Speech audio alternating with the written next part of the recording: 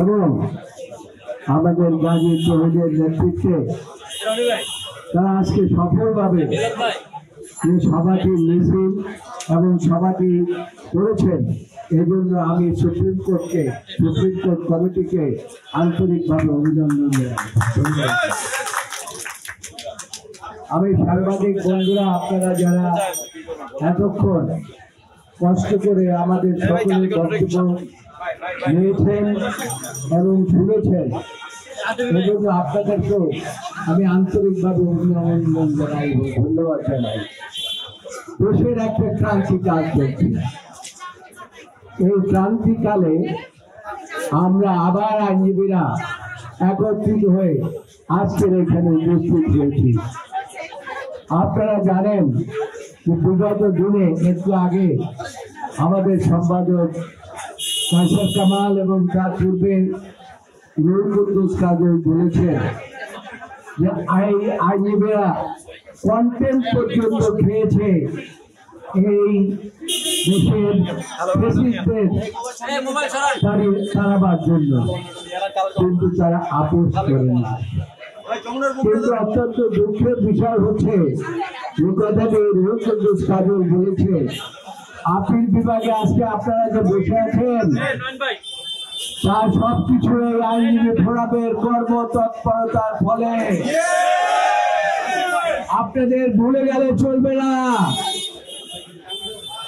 যে আগের যে আপিল বিভাগের বিচারপতি বৃন্দ তারা কিন্তু আইনজীবী ফোরামের আন্দোলনের কাছে মাথা নত করে পালিয়ে গিয়েছে আছেন। তাদেরকে আমাদের তাড়াতে হয় না। আমরা ভেবেছিলাম যে এই যে হাইকোর্টের যারা দীর্ঘদিন আমাদের নেত্রী বেগম খালেদা জিয়াকে বাড়ি ছাড়া করেছেন, যে কথা আগে সম্পাদক সাহেব বলেছেন, যাকে দীর্ঘদিন আটকিয়ে রেখে যাকে মৃত্যুর দিকে ঠেলে দিয়েছিলেন, আপনারা এখনো কিভাবে বসে আছেন? আমরা তো চিন্তা করেছিলাম ওই যে দোসররা যারা পালিয়েছে, দোসরা, সেই সাথে আপনারাও চলে যাবেন। কিন্তু অত্যন্ত পরিতাপের বিষয়, আপনারা এখনো যান নাই। আপনাদের জন্য আজকে আবার আইনজীবী ফোরামকে রাস্তায় দাঁড়াতে হয়েছে। আমি একটি কথাবার্তা বলতে চাই, আপনারা মানে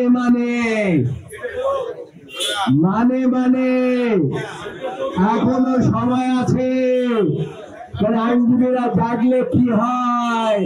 ফ্যাসিস্টের পতন হয়, দেশের মানুষ জেগে ওঠে।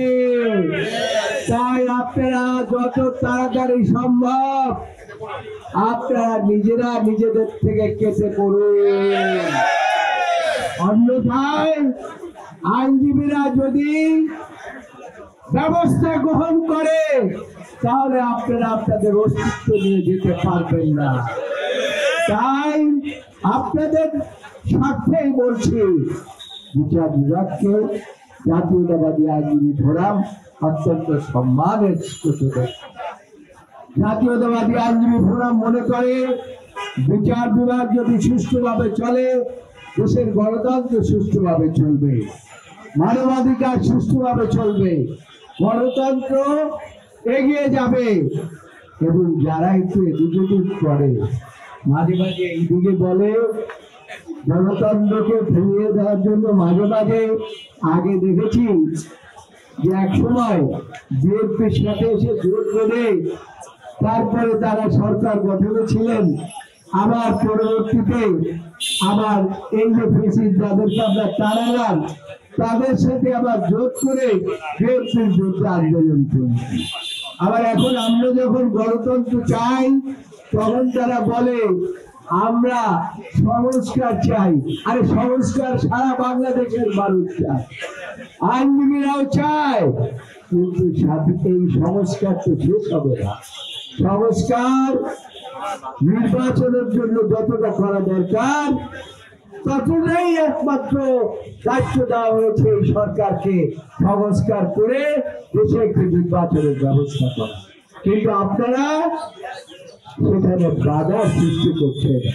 সরাসরি তো পারেন না, এই জন্য বলেন যে আগে ইউনিয়ন পরিষদের নির্বাচন, উপজেলা নির্বাচন, ইত্যাদি ইত্যাদি কত কথা। এর কারণ হচ্ছে আপনারা ওই স্বৈরাচারের দোসরকে আপনাদের মধ্যে নিয়ে আসতে চান। আমরা সেটা হতে দিতে পারি না। যতদিন পর্যন্ত জাতীয়তাবাদী আইনজীবী ফোরাম সারা বাংলাদেশে সশস্ত্র থাকবে, আপনাদের এই হিত চক্রান্ত কোন অবস্থায় বাস্তবায়িত হবে না। একটু আগে আমাদের সম্পাদক কায়সার কামাল এবং আমাদের রুহুল কুদ্দুস কাজল দুজনেই একই সুরে কথা বলেছেন। আইনমন্ত্রী সাহেবকে উল্লেখ করে আপনাদের মনে আছে, আমি যখন সভাপতি থেকে বিদায় নিয়েছিলাম তখন এক সংবাদ সম্মেলন করে বলেছিলাম, জনাব খায়রুল হক সাহেব, আপনি যে জাতীয় তত্ত্বাবধায়ক ব্যবস্থা আপনি নিয়ে গেলেন, এই ফ্যাসিস্ট সরকার তো আপনাদের বিচার করবে না, কিন্তু জনগণ আপনার বিচার করবে ইনশাআল্লাহ। কিন্তু অত্যন্ত পরিতাপের বিষয়, যে কথাটি আমার দুই বন্ধু বলেছেন যে এখনো খায়রুল হককে দেখা যায় তার চেহারা। আমি পত্রিকায় সেদিন দেখলাম বহাল তবিয়তে আছে, আর অনেককেই আপনি জেলে পড়েছেন, কিন্তু খায়রুল হকের বিচারটা কেন করছেন না? তার সাথে এমন কি ব্যবস্থা আপনাদের হয়েছে আমরা বুঝতে পারি না।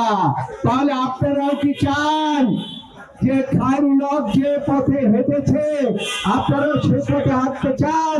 তাহলে জনগণ আপনাদেরও বিচার করবে, আপনারা রক্ষা পাবেন না ইনশাআল্লাহ।